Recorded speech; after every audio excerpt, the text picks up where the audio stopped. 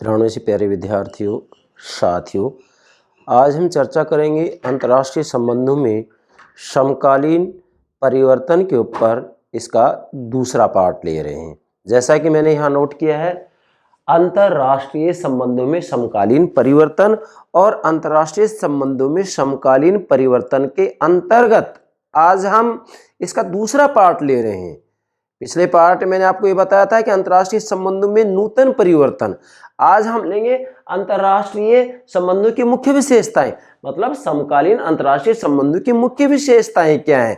बेटा, ये जो अंतर्राष्ट्रीय संबंधों की मुख्य विशेषताएं आ रही हैं वो अंतर्राष्ट्रीय संबंधों में समकालीन परिवर्तन के अंतर्गत इसका दूसरा पार्ट है। इसलिए यहां हम लेक्चर नंबर 9 और पार्ट 2 मानेंगे। इसको क्या? लेक्चर नंबर 9 पार्ट नंबर 2 मानेंगे। क्यों? क्योंकि ये जो दूसरा पार्ट है यह भी अंतर्राष्ट्रीय संबंधों में समकालीन परिवर्तन से संबंधित है। इसमें हम अंतर्राष्ट्रीय संबंधों की मुख्य विशेषताओं की चर्चा करेंगे। मेरा मुख्य लक्ष्य है अंतर्राष्ट्रीय राजनीति को गंभीरता से, गहराई से, बेहतर तरीके से समझाना। इसलिए मैं यहाँ पर औपचारिकता, दिखावा या फिर एक प्रकार से मैं ये कहूँ कि इस रूप में पेपर्स को समझाना कि विद्यार्थियों की समझ में आए नहीं, मैं इस रूप में नहीं लूँगा। मुझे किसी भी रूप में दिखावा पसंद नहीं है। मुझे तो मेरे बच्चों को, मेरे प्राणों से प्यारे विद्यार्थियों को अंतर्राष्ट्रीय राजनीति को समझाना है, राजनीति विज्ञान को समझाना है, जिससे कि वो इधर उधर ना भटके। और जो विद्यार्थी हमारे यूट्यूब चैनल से जुड़ चुके हैं उनको मैं विश्वास दिलाता हूँ कि उन्हें अन्य किसी भी रूप में आपको कोई भी तरीके से किसी से भी कोई पैड कोर्स लेने की कोई आवश्यकता नहीं है। मैं बिल्कुल गंभीरता से एक एक अवधारणा को व्यवस्थित रूप में समझाने का प्रयास कर रहा हूं। तो प्राणों से प्यारे विद्यार्थियों, आज का लेक्चर किसके ऊपर होगा? समकालीन अंतर्राष्ट्रीय संबंधों की मुख्य विशेषताएं, जो कि किससे संबंधित है?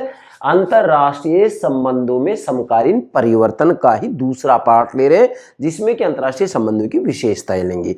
अब बेटा, समकालीन अंतर्राष्ट्रीय संबंधों की मुख्य विशेषताएं शुरू करें उससे पहले सर्वप्रथम प्रतिदिन जो एक लेक्चर मैं मेरे YouTube चैनल पर अपलोड करता हूं उसकी जानकारी, सूचना आपको प्राप्त हो सके, इसके लिए हमारे YouTube चैनल को सब्सक्राइब अवश्य कीजिएगा।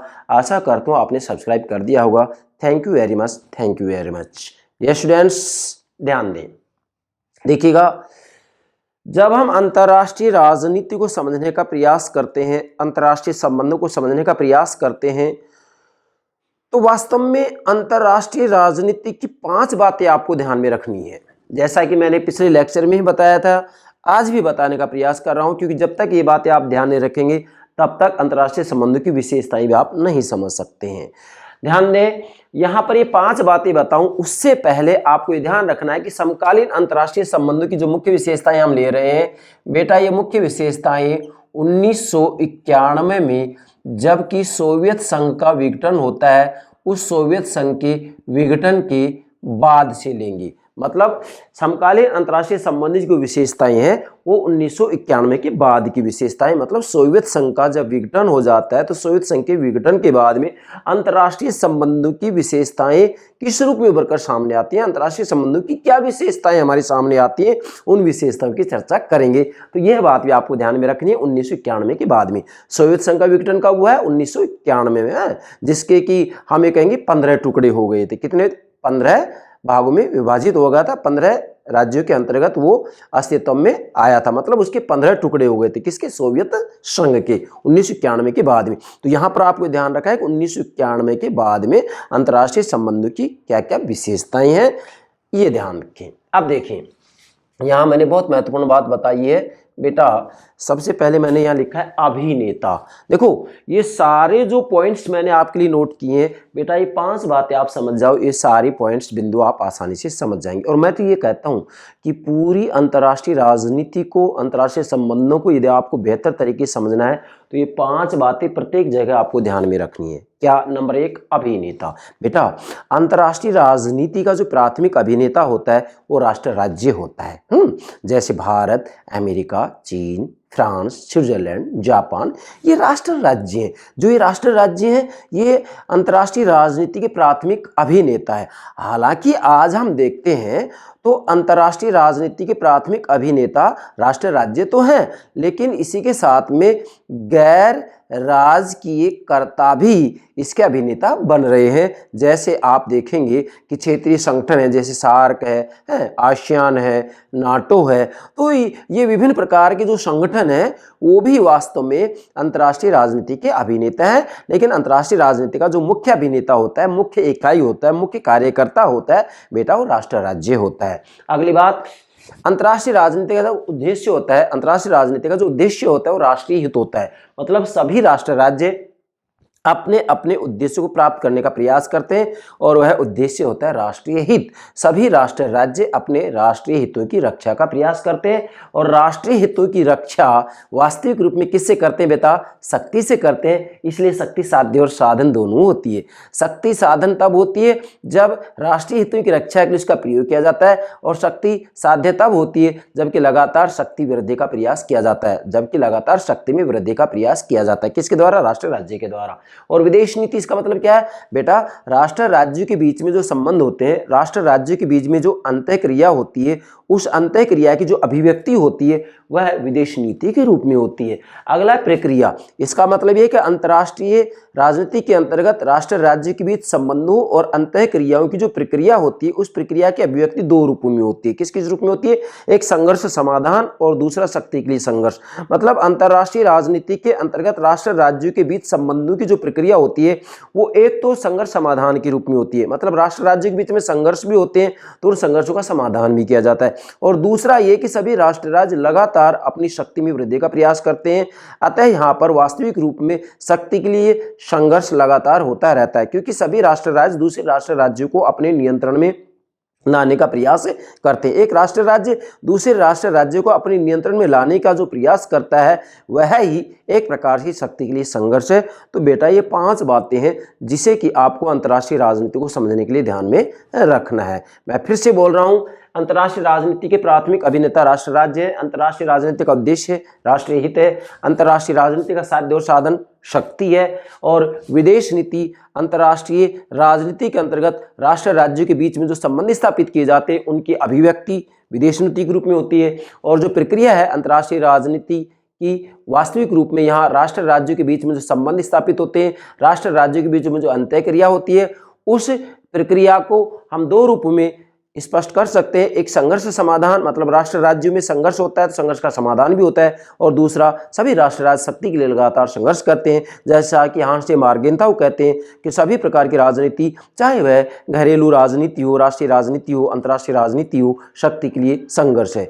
अंतर्राष्ट्रीय राजनीति का अंतिम लक्ष्य चाहे कुछ भी हो, लेकिन तात्कालिक लक्ष्य शक्ति के लिए संघर्ष होता है। बेटा ये बात किसने कही है? हांस डी मार्गेंथाउ ने। तो मैं आशा करता हूँ यहाँ तक ये सभी बातें आप समझ गए होंगे। अब चूंकि आज हमें तो केवल ये देखना है कि समकालीन अंतर्राष्ट्रीय संबंधों की मुख्य विशेषताएं क्या है, अर्थात 1991 के बाद में अंतर्राष्ट्रीय संबंधों की मुख्य विशेषताएं क्या क्या हैं। अब ध्यान दें, विशेषताओं को समझे उससे पहले मैंने यहाँ पर पृष्ठभूमि के रूप में कुछ बातें नोट की हैं आपके लिए।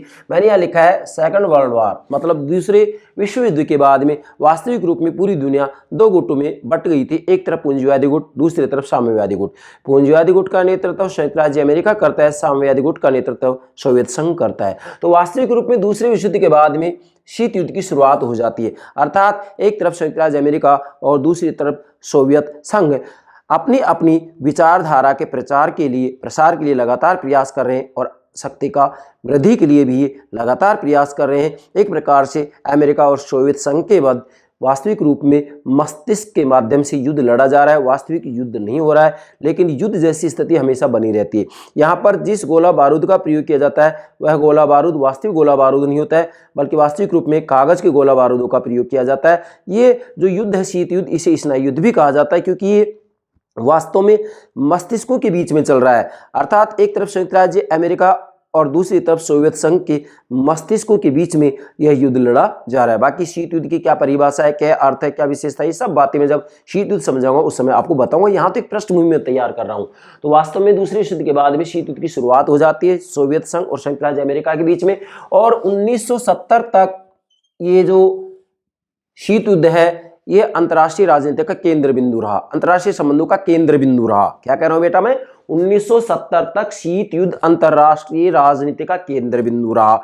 उसके बाद में फिर 1970 के बाद में संयुक्त राज्य अमेरिका और सोवियत संघ के बीच में कुछ समस्याओं को लेकर के समाधान हुआ।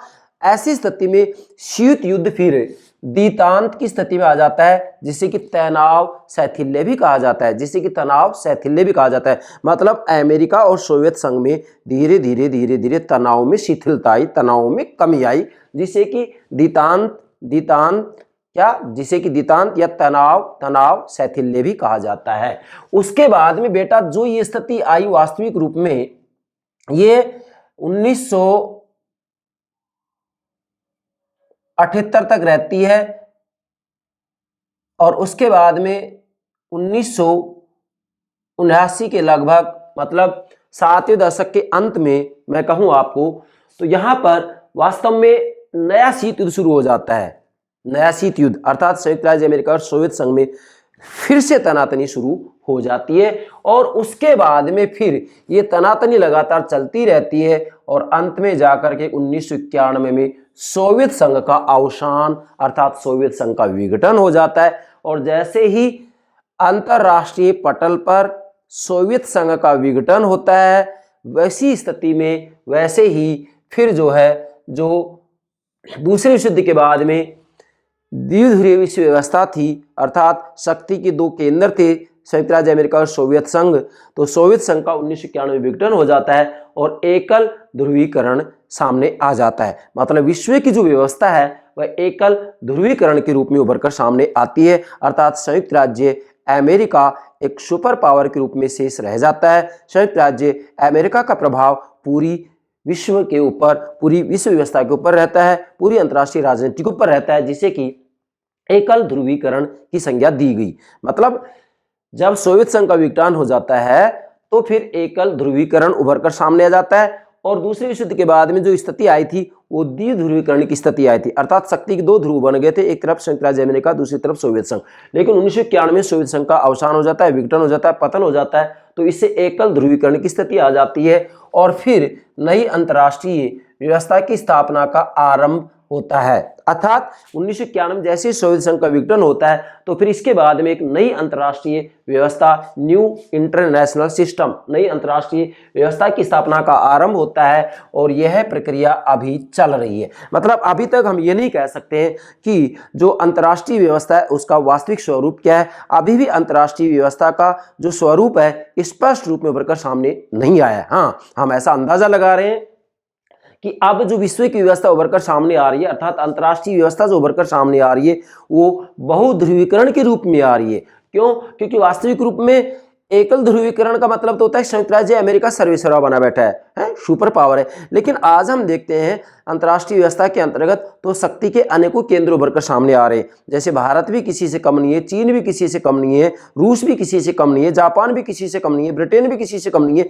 तो शक्ति के अनेकों केंद्र बनते जा रहे हैं। जब शक्ति के अनेकों केंद्र बनते जा रहे हैं तो ऐसी स्थिति में जो अंतर्राष्ट्रीय व्यवस्था है उस अंतर्राष्ट्रीय व्यवस्था का जो स्वरूप उभरकर सामने आ रहा है बेटा, वो कैसे आ रहा है? बहुध्रुवीकरण के रूप में। किसके रूप में? बहुध्रुवीकरण के रूप में। मतलब शक्ति के अनेकों केंद्र उभरकर सामने आ रहे हैं। लेकिन फिर भी हम ये नहीं कह सकते कि वह अंतर्राष्ट्रीय व्यवस्था का जो स्वरूप है वह स्थायी हो गया। नहीं, अभी भी अंतर्राष्ट्रीय व्यवस्था का स्वरूप निश्चित नहीं हुआ है। अभी भी अंतर्राष्ट्रीय व्यवस्था के स्वरूप की प्रक्रिया चल रही है। अभी इसका कोई निश्चित स्वरूप उभरकर सामने नहीं आया है। ये बात आपको ध्यान में रखनी है। तो ये मैंने पृष्ठभूमि के रूप में आपको ये बात समझाई। इसके बाद में बेटा समकालीन अंतर्राष्ट्रीय संबंधों की मुख्य विशेषताएं क्या हैं? मुख्य विशेषताओं के लिए मैंने यहाँ 15 विशेषताएं नोट की हैं। इन 15 विशेषताओं में सारी बातें समाहित हो जाती हैं। अर्थात 1991 के बाद में मतलब जब सोवियत संघ का विघटन हो जाता है तो उसके बाद में अंतर्राष्ट्रीय संबंधों की क्या विशेषताएं उभरकर सामने आती हैं, ये 15 की 15 बातें आप नोट कीजिएगा। आप वास्तव में 1991 के बाद में अंतर्राष्ट्रीय संबंधों की क्या मुख्य विशेषताएं इन बिंदुओं के माध्यम से आप समझ सकते हैं। ध्यान दें। नंबर 1, वर्तमान अंतरराष्ट्रीय व्यवस्था उत्तर शीत युद्ध व्यवस्था है। अब ध्यान दे बेटा, मतलब वर्तमान समय की जो अंतरराष्ट्रीय व्यवस्था है, जो इंटरनेशनल सिस्टम है, वर्तमान अंतरराष्ट्रीय व्यवस्था उत्तर शीत युद्ध व्यवस्था है। मतलब आज की जो अंतर्राष्ट्रीय व्यवस्था है वह शीत युद्ध के समाप्त होने के बाद की व्यवस्था है। क्यों? क्योंकि शीत युद्ध का अंत कब होता है? 1991 में जब सोवियत संघ का विघटन होता है। और जब सोवियत संघ का विघटन होता है तो ऐसी स्थिति में फिर जो विश्व की व्यवस्था बन जाती है, विश्व की व्यवस्था कैसी बन जाती है? एकल ध्रुवीकरण की। और जब एकल ध्रुवीकरण की व्यवस्था बन जाती है तो इसका मतलब यह है कि आज भी हम देखते हैं कि संयुक्त राज्य अमेरिका सुपर शक्ति बनी हुई है, मतलब सर्वोच्च शक्ति बनी हुई है, सुपर पावर बनी हुई है। ये बात सत्य है, ये बात सत्य है कि शक्ति के अनेकों केंद्र हैं, अनेकों राष्ट्र राज्य धीरे धीरे शक्तिशाली बनते जा रहे हैं। आज हम देखें तो वास्तविक रूप में परमाणु शस्त्रों से संपन्न जो राष्ट्र हैं, जिनकी संख्या वास्तव में तो 7 है लेकिन 5 ही मानी जाती है, तो 5 राष्ट्र राज्य होते भी अमेरिका का प्रभुत्व अभी भी दुनिया के ऊपर है। इसलिए कहा जा सकता है कि वर्तमान अंतर्राष्ट्रीय व्यवस्था उत्तर शीत युद्ध व्यवस्था है, मतलब शीत युद्ध के बाद की जो व्यवस्था है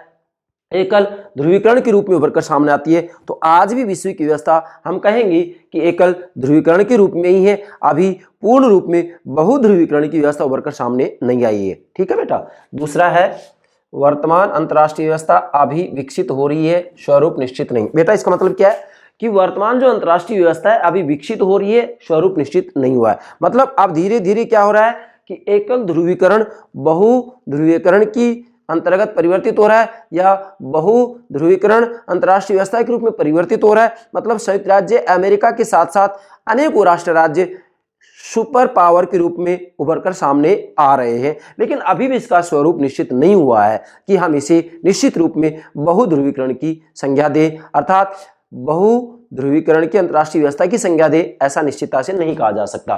तीसरा है रूस तथा अमेरिका के बीच संबंध मधुर तथा सहयोगात्मक हो रहे हैं। अब देखें बेटा, आज यदि देखा जाए तो वास्तविक रूप में रूस और अमेरिका जिनकी विचारधारा वास्तविक रूप में 1991 से पहले अलग अलग थी। रूस की विचारधारा साम्यवादी थी, अमेरिका की विचारधारा पूंजीवादी, तो इनमें विचारधाराओं के आधार पर संघर्ष था। लेकिन आज अर्थात 1991 के बाद में स्थिति देखी जाए तो रूस और अमेरिका के बीच में संबंध मधुर तथा सहयोगात्मक हो रहे हैं। हालांकि कभी कभी इनमें टकराव भी होता रहता है, जैसे कि आज के दौर में, आज के दिन हम देखें अभी जैसे रूस और यूक्रेन के बीच में जो तनातनी चली हुई है, जो युद्ध चला हुआ है, तो ऐसी स्थिति में रूस और अमेरिका के जो संबंध है वो मधुर नहीं है। लेकिन फिर भी यदि 1991 के बाद की स्थिति देखी जाए तो हम कह सकते हैं कि रूस तथा अमेरिका के बीच संबंध मधुर तथा सहयोगात्मक रहे हैं। ये भी इसकी एक विशेषता है। चौथा है उदारवाद तथा लोकतंत्रीकरण पूरी यूरोपीय राष्ट्रों की राजनीतिक व्यवस्थाओं की विशेषता बन गई है और लोकतंत्र तथा समाजवाद का झगड़ा समाप्त हो गया है। मतलब वास्तविक रूप में देखा जाए तो 1991 के बाद में जो अंतर्राष्ट्रीय संबंधों की विशेषता उभर कर सामने आई वो ये आई है कि उदारवाद तथा लोकतंत्रीकरण पूरी यूरोपीय राष्ट्रों की राजनीतिक व्यवस्था की विशेषता बन गई है। मतलब यहाँ लोकतंत्र तथा समाजवाद का झगड़ा समाप्त हो गया है। ठीक है। आज यहाँ यदि देखा जाए तो केवल विकास की बात की जाती है, तकनीकी विकास की बात की जाती है, तकनीकी क्रांति की बात की जाती है। जो ये लोकतंत्र और समाजवाद का झगड़ा था ये समाप्त हो गया है। पांचवा, यूरोप में शीत युद्ध का सबसे बड़ा प्रतीक बर्लिन की दीवार गिर चुकी है। अर्थात वास्तविक रूप में यूरोप में शीत युद्ध का जो सबसे बड़ा प्रतीक था, जो केंद्र बिंदु था, वो था बर्लिन की दीवार। और जब बर्लिन की दीवार गिर गई है, बर्लिन की दीवार गिरते ही वास्तविक रूप में पूर्वी और पश्चिमी जर्मनी का एकीकरण हो गया, और एकीकरण हो गया तो ऐसी स्थिति में हम ये कह सकते हैं कि वास्तविक रूप में यूरोप में शीत युद्ध का सबसे बड़ा जो प्रतीक था बर्लिन की दीवार, वो भी गिर चुकी है। ये मुद्दा भी समाप्त हो गया। छठा है, अब अंतर्राष्ट्रीय आर्थिक संबंधों को नए सिरे से सुदृढ़ बनाने के प्रयत्न जारी है। ध्यान दें, अर्थात वास्तव में 1991 के बाद में अंतर्राष्ट्रीय संबंधों की विशेषता देखें तो अब अंतर्राष्ट्रीय आर्थिक संबंधों, क्या बोल रहा हूं मैं, अब अंतर्राष्ट्रीय आर्थिक संबंधों के नए सिरे से सुदृढ़ बनाने के प्रयत्न जारी हैं। जैसे कि WTO की स्थापना कर दी गई है, मतलब विश्व व्यापार संगठन, WTO विश्व व्यापार संगठन की स्थापना हो गई है।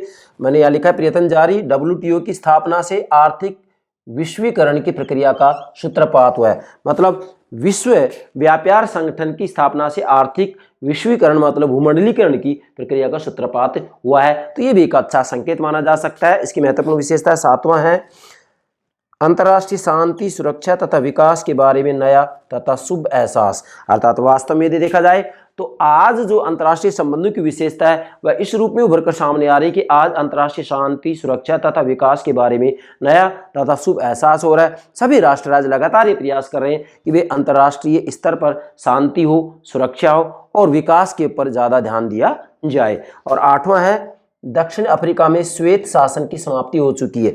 अर्थात अंतर्राष्ट्रीय संबंधों की जो 8वीं विशेषता है 1991 के बाद में, या समकालीन अंतर्राष्ट्रीय संबंधों की जो 8वीं विशेषता है वह दक्षिण अफ्रीका में श्वेत शासन की समाप्ति हो चुकी है। तो यह भी एक महत्वपूर्ण विशेषता है। 9वां है विश्व के विभिन्न क्षेत्रों के देश आपसी आर्थिक सहयोग तथा विकास की स्थापना के लिए अब विशिष्ट प्रयास कर रहे हैं। ध्यान दीजिएगा, समकालीन अंतर्राष्ट्रीय संबंध की जो मुख्य विशेषता है 9वीं, वह है विश्व के विभिन्न क्षेत्रों के देश आपसी आर्थिक सहयोग तथा विकास की स्थापना के लिए अब विशिष्ट प्रयास कर रहे हैं। मतलब आज वास्तविक रूप में देखा जाए तो चूंकि यहाँ पर जो लोकतंत्र समाजवाद का झगड़ा है समाप्त हो गया, विचारधारा का झगड़ा है समाप्त हो गया, तो आज सभी राष्ट्र राज्य आर्थिक विकास के ऊपर बल दे रहे हैं। 10वीं विशेषता है विश्व शांति की स्थापना में यूएनओ की भूमिका आगे से दृढ़ हुई है और सुरक्षा परिषद के लोकतंत्रीकरण के ऊपर भी बल दिया जा रहा है। इसका मतलब क्या होगा बेटा? 10वीं विशेषता है कि विश्व शांति की स्थापना में यूएनओ संयुक्त राष्ट्र संघ की भूमिका आगे से दृढ़ हुई है। मतलब आज यदि देखा जाए तो विश्व शांति की स्थापना में संयुक्त राष्ट्र संघ की भूमिका भी मजबूत होती जा रही है। हालांकि इतनी मजबूत नहीं है, लेकिन फिर भी किसी न किसी रूप में इसकी स्थिति मजबूत हो रही है। और इसी के साथ में जो विशेषकर सुरक्षा परिषद के लोकतंत्रीकरण की प्रक्रिया को आगे बढ़ाने के ऊपर विशेष बल दिया जा रहा है। मतलब सुरक्षा परिषद के लोकतंत्रीकरण की मांग जोर पकड़ रही है। इसका भावार्थ ये होगा कि वास्तविक रूप में आज सुरक्षा परिषद के 10 जो है अस्थायी सदस्य, 5 स्थायी सदस्य हैं। तो आज ये प्रयास किया जा रहा है कि सुरक्षा परिषद के स्थायी सदस्यों की संख्या भी बढ़ाई जाए, मतलब सुरक्षा परिषद का लोकतंत्रीकरण किया जाए। वैसे यदि पूर्ण रूप में कहें तो हम ये कहेंगे कि भाई संयुक्त राष्ट्र संघ का ही पूर्ण रूप में लोकतंत्रीकरण हो जाना चाहिए, क्योंकि ऐसे दौर में जबकि आज हम देखें संयुक्त राष्ट्र संघ है, इसके सदस्यों की संख्या 193 के लगभग हो गई है और स्थायी सदस्यों की संख्या सुरक्षा परिषद में केवल 5 है। तो समय की मांग है कि भाई सुरक्षा परिषद के अंतर्गत स्थायी सदस्यों की संख्या बढ़ाई जाए और भारत पूरी दावेदारी रखता है इसकी। ठीक है बेटा। 11वीं विशेषता है एनपीटी तथा सीटीबीटी के मुद्दे अभी विद्यमान है। मतलब अभी भी अंतर्राष्ट्रीय संबंधों के अंतर्गत देखा जाए तो एनपीटी तथा सीटीबीटी के मुद्दे अभी भी विद्यमान है। सीटीबीटी का मामला अभी भी चला हुआ है। सीटीबीटी, एनपीटी, इसके ऊपर मैं अलग से लेक्चर अपलोड करूंगा चूंकि एग्जाम पूछ लिए जाते हैं। लेकिन जब मैं आपको अंतर्राष्ट्रीय संबंधों का व्यवहारिक पक्ष समझा रहा हूँ उस समय आपको सीटीबीटी वगैरह के बारे में सारी बातें समझा दी जाएंगी। यहाँ तक केवल विशेषता के रूप में मैंने आपको बताया है। 12वां है परमाणु निशस्त्रीकरण की ओर विश्व जनमत दृढ़ हो रहा है। अब बेटा ध्यान देंगे, मतलब परमाणु निशस्त्रीकरण की ओर विश्व जनमत दृढ़ हो रहा है। विश्व का जो जनमत है, विश्व की जो जनता है, वो परमाणु निशस्त्रीकरण की ओर मजबूत होती जा रही है। विश्व की जनता ये चाह रही है कि भाई वास्तविक रूप में धीरे धीरे विश्व जो है वो ऐसा बने जिसके अंतर्गत वास्तव में परमाणु समाप्त हो जाएं, मतलब परमाणु शस्त्र पूर्ण रूप में समाप्त हो जाए, परमाणु बम समाप्त हो जाए, ऐसा प्रयास किया जा रहा है। हालांकि इसके अंतर्गत जो 5 परमाणु संपन्न राष्ट्र राज्य हैं वो ये नहीं चाहते हैं कि परमाणु शस्त्रों को पूर्ण रूप में समाप्त कर दिया जाए, परंतु सच्चाई ये है कि विश्व जनमत ये चाहता है कि धीरे धीरे परमाणु निशस्त्रीकरण किया जाए। तो ये भी एक प्रसन्नता का विषय है। और 13वां है नई अंतर्राष्ट्रीय आर्थिक व्यवस्था की मांग शिथिल हो रही है। अब बेटा ध्यान देंगे, अब ये बड़ी महत्वपूर्ण बात है। मतलब नई अंतर्राष्ट्रीय अर्थव्यवस्था या नई अंतर्राष्ट्रीय आर्थिक व्यवस्था की मांग शिथिल हो रही है। क्यों हो रही है शिथिल? क्योंकि वास्तव में जो उत्तर दक्षिण वार्ता है वह अभी सफल नहीं हुई है। मतलब उत्तर दक्षिण जो वार्तालाप है इसके अंतर्गत विवाद बना हुआ है, मतलब विकसित और अविकसित राष्ट्रों के बीच में अभी भी मतभेद बना हुआ है। तो नई अंतर्राष्ट्रीय व्यवस्था की मांग भी जो है धीरे धीरे हम ये कहेंगे कि शिथिल होती जा रही है। एक नई अंतर्राष्ट्रीय अर्थव्यवस्था का स्वरूप उभर कर सामने नहीं आया, इसके ऊपर कोई मतलब जो है सहमति नहीं बन पाई है। और 14वें विश्व में आर्थिक शीत युद्ध आरंभ होने की संभावना है। मतलब इसकी 14वीं विशेषता ये है कि वैसे देखा जाए तो सैनिक स्तर पर शीत युद्ध समाप्त हो गया है, लेकिन आर्थिक स्तर पर मतलब राजनीतिक क्षेत्र में शीत युद्ध समाप्त हो गया 1991 के अंतर्गत, लेकिन विश्व में आर्थिक शीत युद्ध आरंभ होने की संभावना है। क्योंकि एक तरफ विकसित राष्ट्र राज्य, दूसरी तरफ अविकसित राष्ट्र राज्य। क्या? एक तरफ विकसित राष्ट्र राज्य, दूसरी तरफ अविकसित राष्ट्र राज्य, तो एक तरफ अमीर राष्ट्र राज्य, दूसरी तरफ गरीब राष्ट्र राज्य, तो इन राष्ट्र राज्यों के बीच में वास्तविक रूप में आर्थिक शीत युद्ध आरंभ होने की संभावना है। यह भी आपको ध्यान में रखना है। मतलब ये समकालीन अंतर्राष्ट्रीय संबंधों की बहुत महत्वपूर्ण विशेषता है कि विश्व में आर्थिक शीत युद्ध आरंभ होने की संभावना है। ठीक है बेटा। और 15वां है यूएनओ, मतलब संयुक्त राष्ट्र संघ।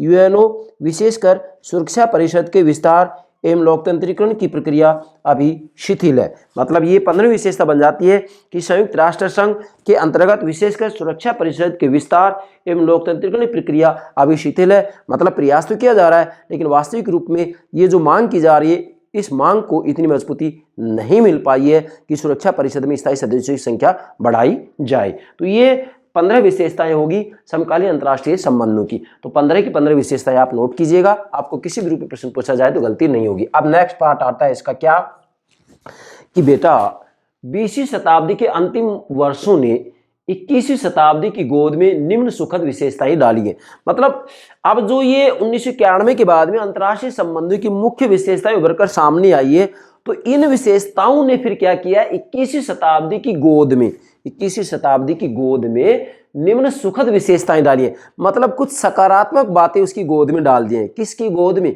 21वीं शताब्दी की गोद में। मतलब 21वीं शताब्दी को कुछ सुखद बातें दी हैं, कुछ सुखद विशेषताएं दी हैं। वो सुखद विशेषताएं, सुखद बातें क्या हैं, और रचनात्मक सकारात्मक बातें क्या हैं, और रचनात्मक सकारात्मक परिवर्तन क्या है, इन्हें मैंने यहाँ 14 बिंदुओं के माध्यम से व्यक्त किया है। बेटा ध्यान देंगे। मतलब 21वीं शताब्दी को क्या दिया है, 21वीं शताब्दी को मतलब एक प्रकार से भेंट के रूप में 20वीं शताब्दी ने क्या दिया है, ये ध्यान दें। नंबर 1, शांतिपूर्ण सह अस्तित्व में नया विश्वास। मतलब 20वीं शताब्दी में अंतर्राष्ट्रीय संबंध जो थे, उनकी जो विशेषताएं थी, यहाँ पर ये 15 विशेषताएं, इन विशेषताओं ने 21वीं शताब्दी की गोद में पहली बात तो ये डाली, शांतिपूर्ण सह अस्तित्व में नया विश्वास। मतलब अंतर्राष्ट्रीय राजनीति के जो प्राथमिक अभिनेता हैं राष्ट्र राज्य, उन राष्ट्र राज्यों के बीच में शांतिपूर्ण सह अस्तित्व में एक नया विश्वास जगा है। बहुत अच्छी सुखद बात है ये। दूसरा है अंतर्राष्ट्रीय शांति, सुरक्षा तथा विकास के प्रति सशक्त प्रतिबद्धता। वास्तविक रूप में 21वीं शताब्दी के अंतर्गत अंतर्राष्ट्रीय शांति, सुरक्षा तथा विकास के प्रति सशक्त प्रतिबद्धता का जो सुखद परिवर्तन है, वह भी 20वीं शताब्दी ने 21वीं शताब्दी की गोद में डाला है। तीसरा है शांतिपूर्ण सहअस्तित्व तथा सहयोग के विरुद्ध किसी भी टकराव की अस्वीकृति। मतलब वास्तविक रूप में शांतिपूर्ण सह अस्तित्व तथा सहयोग के विरुद्ध किसी भी टकराव की अस्वीकृति, यह भी एक 21वीं सदी की गोद में बहुत महत्वपूर्ण सुखद बात डाली है। चौथा है परमाणु निशस्त्रीकरण तथा शस्त्र नियंत्रण की आवश्यकता के प्रति पहले से अधिक जागरूकता। मतलब 20वीं शताब्दी में निशस्त्रीकरण तथा शस्त्र नियंत्रण के प्रति इतनी जागरूकता नहीं आई जितनी कि 21वीं शताब्दी के अंतर्गत परमाणु निशस्त्रीकरण तथा शस्त्र नियंत्रण के प्रति जनता जागरूक हुई है। आज विश्व जनमत इसके पक्ष में है। पांचवा है अंतर्राष्ट्रीय आर्थिक सहयोग के प्रति बढ़ते प्रयत्न। मतलब 21वीं शताब्दी के अंतर्गत अंतर्राष्ट्रीय आर्थिक सहयोग के प्रति बढ़ते ही प्रयत्न है। अर्थात आज वास्तविक रूप में राजनीतिक संबंधों को तो महत्व दिया जा रहा है, लेकिन राजनीतिक संबंधों से भी ज्यादा आर्थिक संबंधों के ऊपर विशेष बल दिया जा रहा है। इसलिए आर्थिक सहयोग के प्रति सभी राष्ट्र राज्य अपना प्रयास बढ़ा रहे हैं। ये भी एक सुखद एहसास है, एक सुखद परिवर्तन है 21वीं शताब्दी में। छठा है निशस्त्रीकरण द्वारा परस्पर आश्वासित उत्तरजीविता में प्रतिबद्धता। छठा है निशस्त्रीकरण द्वारा परस्पर आश्वासित या फिर से बोल रहा हूँ आश्वासित, फिर से बोल रहा हूँ आश्वासित। बेटा क्या है ये, आश्वासित उत्तरजीविता में प्रतिबद्धता। मतलब 21वीं सदी में जो एक नया परिवर्तन देखने को मिला है, जो 20वीं शताब्दी ने सुखद परिवर्तन 21वीं सदी की गोद में डाला है, वो है निशस्त्रीकरण द्वारा परस्पर आश्वासित उत्तरजीविता में प्रतिबद्धता। मतलब निशस्त्रीकरण के प्रति राष्ट्र राज्य में एक प्रकार से एक विश्वास बनता जा रहा है, और जब सभी राष्ट्र राज्य में विश्वास बन जाएगा तो निश्चित रूप में वास्तव में सभी राष्ट्र राज्य शस्त्रों को समाप्त करने के लिए अपनी अपनी सहमति दे देंगे, और जिस दिन सभी राष्ट्र राज्य सहमति दे देंगे तो निश्चित रूप में विश्व में से युद्धों को सदा के लिए समाप्त किया जा सकता है। सातवां है अंतर्राष्ट्रीय संबंध में झगड़े की स्थिति में समस्या के शांतिपूर्ण समाधान के प्रति विश्वास। वास्तविक रूप में देखा जाए तो 21वीं सदी की गोद में 20वीं सदी ने ये भी डाला है, क्या डाला है कि अंतर्राष्ट्रीय संबंधों में झगड़े की स्थिति में समस्या के शांतिपूर्ण समाधान के प्रति विश्वास। आज वास्तविक रूप में सभी राष्ट्र राज्य ये चाहते हैं कि भी झगड़े का शांतिपूर्वक तरीके से समाधान किया जाए, अन्यथा बहुत बड़ा विनाश हो सकता है। 8वां है सार्वभौमिक आर्थिक विकास तथा विश्वीकरण पर बल। वास्तविक रूप में 21वीं सदी के अंतर्गत जो महत्वपूर्ण परिवर्तन आया है वो आया सार्वभौमिक आर्थिक विकास तथा विश्वीकरण पर बल। अर्थात वास्तव में आज आर्थिक विकास की बात की जा रही है और आर्थिक विकास के परिणाम स्वरूप ही वास्तव में भूमंडलीकरण के ऊपर बल दिया जा रहा है, उदारीकरण के ऊपर बल दिया जा रहा है। 9वां है विश्वीकरण। विश्वीकरण का मतलब होता है, इसे वैश्वीकरण भी कहते हैं, भूमंडलीकरण भी कहते हैं। भूमंडलीकरण के ऊपर मैं अलग से लेक्चर अपलोड करूंगा।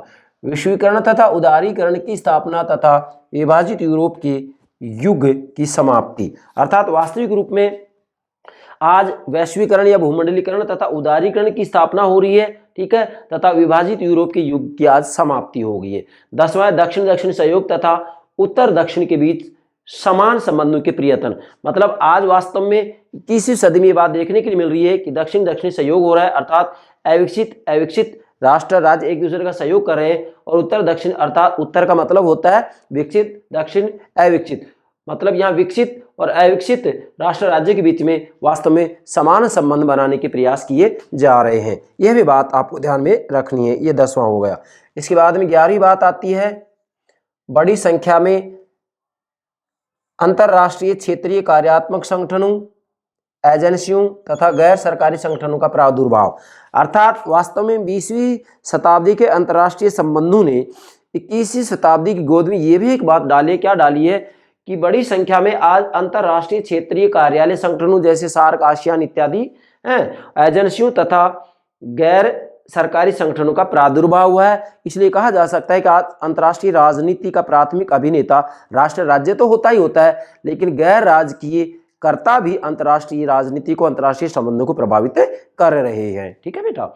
इसके बाद 12वां विश्व शांति आंदोलन, गृह संरक्षण आंदोलन, गरीबी, बीमारी के विरुद्ध आंदोलन। ये विशेष प्रकार के जो आंदोलन चले हुए हैं ये भी जो है 20वीं सदी ने 21वीं सदी की गोद में ये परिवर्तन, रचनात्मक परिवर्तन, सकारात्मक परिवर्तन डाला है, जिसने कि अंतर्राष्ट्रीय संबंधों को बहुत हद तक प्रभावित किया है।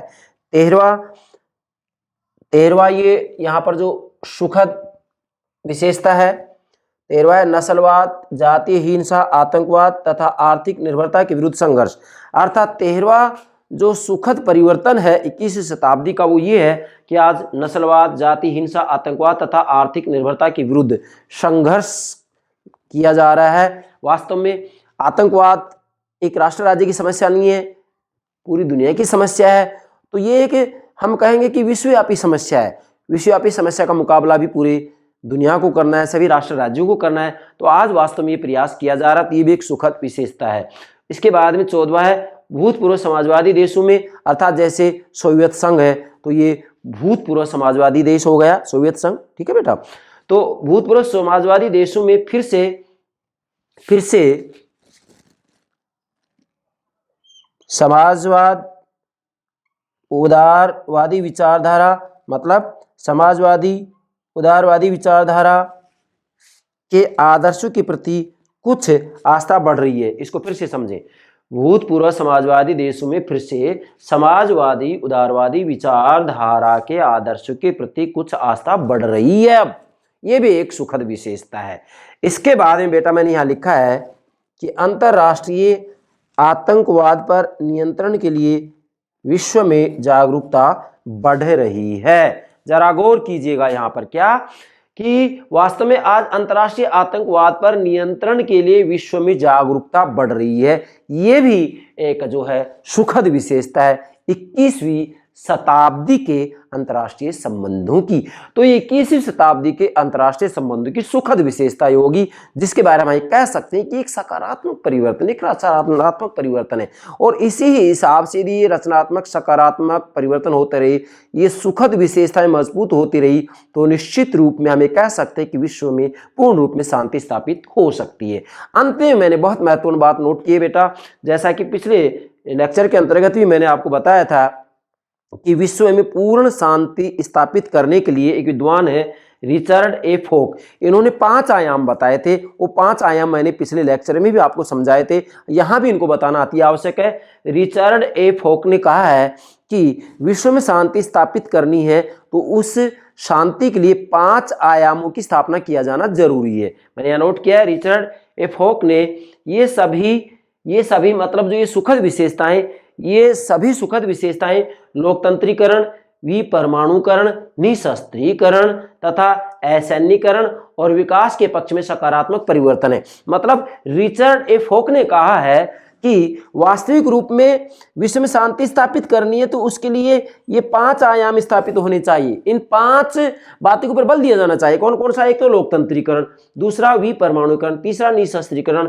चौथा असैन्यीकरण और 5वां विकास। ये रिचर्ड ए फोक ने कहा है कि भाई ये 5 आयाम ऐसे जिनसे कि विश्व में शांति स्थापित की जा सकती है। तो यहां पर हम ये कह सकते हैं कि इन 5 आयामों के ऊपर किसी न किसी रूप में इन विशेषताओं के अंतर्गत बल दिया गया है। ये जो सुखद विशेषताएं, इन सुखद विशेषताओं में ये 5 आयाम किसी न किसी रूप में समाहित हो जाते हैं। तो ऐसी स्थिति में ये कहा जा सकता है कि वास्तविक रूप में ये एक सकारात्मक परिवर्तन है। क्या बेटा? ये सकारात्मक परिवर्तन है। फिर से बोला हूं, रिचर्ड ए फोक ने ये सभी परिवर्तन लोकतंत्रीकरण, विपरमाणुकरण, निशस्त्रीकरण तथा असैन्यीकरण और विकास के पक्ष में सकारात्मक परिवर्तन माने हैं। मतलब इनका कहना है, रिचर्ड फोक का, कि भाई ये जो 5 बातें, ये 5 आयाम है, इन 5 आयामों से दुनिया में शांति स्थापित हो सकती है, विश्व में शांति स्थापित हो सकती है।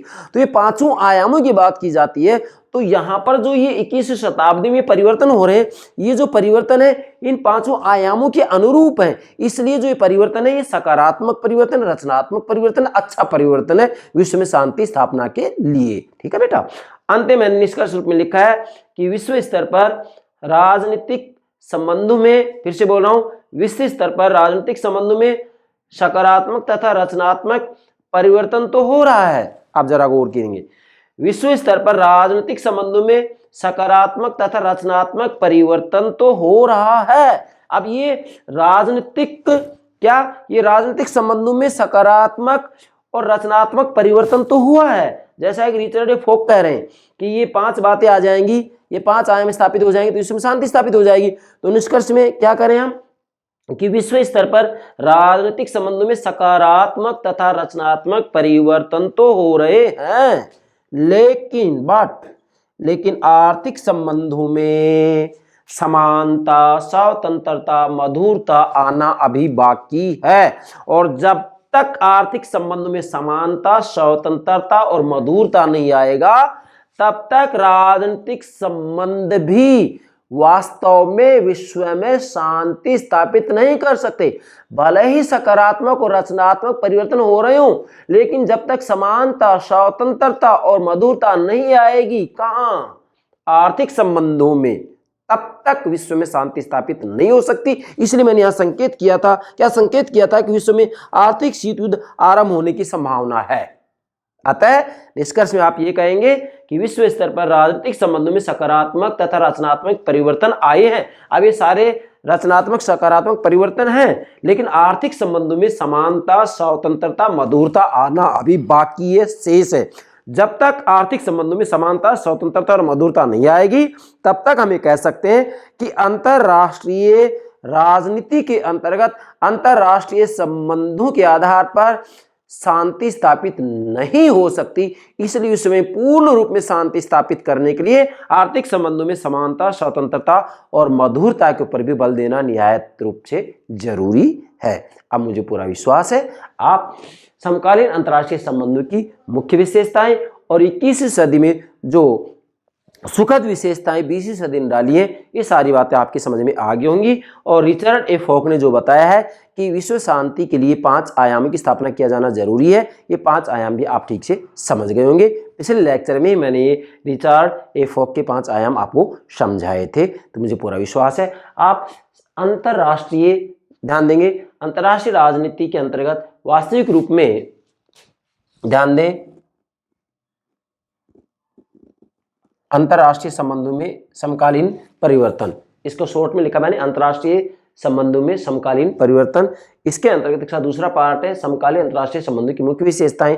तो आप समकालीन अंतरराष्ट्रीय संबंधों की मुख्य विशेषताएं और 21वीं सदी में जो सुखद विशेषताएं उभर कर सामने आई हैं। ये दोनों विशेषताएं आप ठीक से समझ गए होंगे। यदि आप ये दोनों बातें ठीक से समझ जाते हैं तो अंतर्राष्ट्रीय संबंधों को समझने में आपको कतई परेशानी नहीं आएगी। और जैसे ही ये अंतर्राष्ट्रीय संबंधों में जो समकालीन परिवर्तन हुए हैं, इसके बारे में 2 लेक्चर अभी शेष और हैं। ये दोनों लेक्चर जैसे मैं अपलोड कर दूंगा, उसके बाद में अंतर्राष्ट्रीय राजनीति की जितनी भी जो सैद्धांतिक बातें हैं, जितने भी जो उपागम हैं, उन सभी उपागमों को, सिद्धांतों को मैं क्रमबद्ध रूप में समझाने का प्रयास करूंगा, जिससे कि अंतर्राष्ट्रीय राजनीति के विद्यार्थी अंतर्राष्ट्रीय राजनीति को अच्छे से समझ सके। तो मुझे पूरा विश्वास है आज का लेक्चर आप अच्छे से समझ गए होंगे। यस बेटा, okay, thank you very much, thank you very much.